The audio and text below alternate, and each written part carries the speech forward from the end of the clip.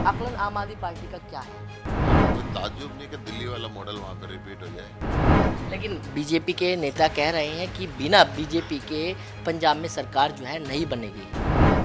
BJP तो मंगूरी लाल के हसीन सपने देख रही है। मुझे नहीं लगता कि बीजेपी का को वहाँ पे कुछ भी मिलने वाला है।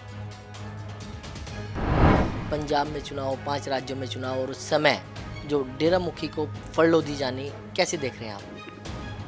मैं देख रहा हूँ कि राजनीतिक रंग बदलना, चेहरे बदलना कोई सीखेगा तो बीजेपी से देखे कैसे किसी को विलन बना दिया जाता है और फिर कैसे वोट की भीख उनसे मांगी जाती है। आप देख रहे हैं नवोदय टाइम्स पंजाब केसरी टीवी। हमारे साथ मौजूद हैं राज्यसभा सांसद सुशील गुप्ता जी। गुप्ता साहब, आप लगातार पंजाब दौरे पर रहे हैं, चुनाव वोटिंग हो गई है, आकलन आम आदमी पार्टी का क्या है? 80+ सीटें हमारी वहाँ पे आ रही हैं और कोई ताज्जुब नहीं कि दिल्ली वाला मॉडल वहाँ पे रिपीट हो जाए। बाकी सब लोगों को सोचना पड़े कि वोट कहाँ गई। लेकिन लगातार जो है बयानबाजी भी चुनाव के दौरान देखने को मिली। क्या लगता है कि जो लास्ट दिनों में बयानबाजी हुई है, क्या उसका खामियाजा आम आदमी पार्टी को भुगतना पड़ेगा? पंजाब की जनता सब समझती है।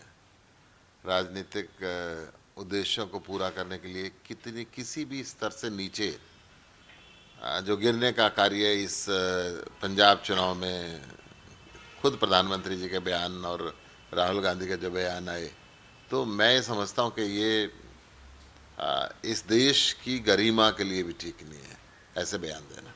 क्या आप पंजाब दौरे पर रहे, क्या परसेप्शन रही लोगों का, क्या मूड था? क्योंकि अलग अलग तरीके की बात, क्योंकि 2017 का चुनाव हुआ, उसमें नशा सबसे बड़ा मुद्दा था, बेरोजगारी सबसे बड़ा मुद्दा था, गुरु ग्रंथ साहिब की बेद भी सबसे बड़ा मुद्दा था। देखिए, पंजाब की जनता के मन में ये बातें तो थी कि एक भी रोज़गार नहीं मिल रहा। नशे से बचाने के लिए लोग अपनी ज़मीन जायदाद मकान बेच के बच्चों को विदेश भेज रहे हैं क्योंकि यहाँ रोज़गार नहीं मिल रहा। रोज़गार ना मिलने के कारण बच्चा नशे की लत में जा रहा है। कैंसर की ट्रेन भर के चल रही थी। अरविंद जी ने विश्वास दिलाया था कि 6 महीने में नशा बंद करेंगे, रोज़गार बनाएंगे, अच्छे उद्योग लगवाएंगे, अच्छी दुकानों को सहायता देंगे ताकि पंजाब फिर से पंजाब बने, फले फूले। जो विदेशों में बच्चे रह रहे हैं वो देश के अंदर आए और वहाँ के लिए काम करें। लेकिन बीजेपी के नेता कह रहे हैं कि बिना बीजेपी के पंजाब में सरकार जो है नहीं बनेगी। बीजेपी तो मंगूरी लाल के हसीन सपने देख रही है। मुझे नहीं लगता कि बीजेपी का को वहाँ पे कुछ भी मिलने वाला है। बीजेपी का अस्तित्व पंजाब में समाप्त हो चुका है और बीजेपी के सपने देखना बहुत भारी भूल है। टाइमिंग को लेकर सवाल जो है डेरा मुखी के ऊपर उठ रहे हैं कि पंजाब में चुनाव, 5 राज्यों में चुनाव और उस समय जो डेरा मुखी को फड़लो दी जानी, कैसे देख रहे हैं आप? मैं देख रहा हूँ कि राजनीतिक रंग बदलना, चेहरे बदलना कोई सीखेगा तो बीजेपी से देखे कैसे किसी को विलन बना दिया जाता है और फिर कैसे वोट की भीख उनसे मांगी जाती है। ये बीजेपी इस मामले में शायद एक्सपर्टीज रखती है।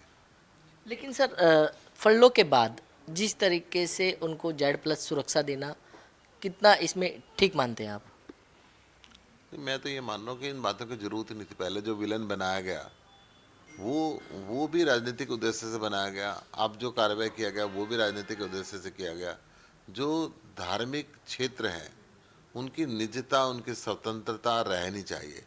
उसको राजनीतिक इस्तेमाल करना सर्वथा गलत है। क्या इस समय पे जब चुनाव देश के अंदर हो रहे हैं, 5 राज्यों के अंदर हो रहे हैं, ऐसे समय पे डेरा मुखी को फड़लो दी जानी कहीं ना कहीं ये नुकसान है बीजेपी के लिए या फ़ायदा हो सकता है? नहीं नहीं, मैं व्यक्ति विशेष की, समूह विशेष की, धर्म विशेष की बातें नहीं कर रहा हूँ। मैं कह रहा हूँ चुनाव सुधार कानूनों में धार्मिक डेरों की, धार्मिक संतों की, धार्मिक जगहों का या धार्मिक प्रचार प्रसार के माध्यम से चुनाव में लाभ लेना, इस पे प्रतिबंध होना चाहिए। देश की अर्थव्यवस्था मजबूत करने के लिए चुनाव में काम होने चाहिए, बच्चों के रोजगार के लिए चुनाव में बातें होनी चाहिए और एक दूसरे धर्म को गाली दे के वोट लेना कहीं भी उचित नहीं है। तो बिल्कुल, ये थे राज्यसभा सांसद सुशील गुप्ता, जिन्होंने नवोदय टाइम्स पंजाब केसरी के साथ खास बातचीत की। दिल्ली से कमल कुमार कंसल, नवोदय टाइम्स पंजाब केसरी टीवी।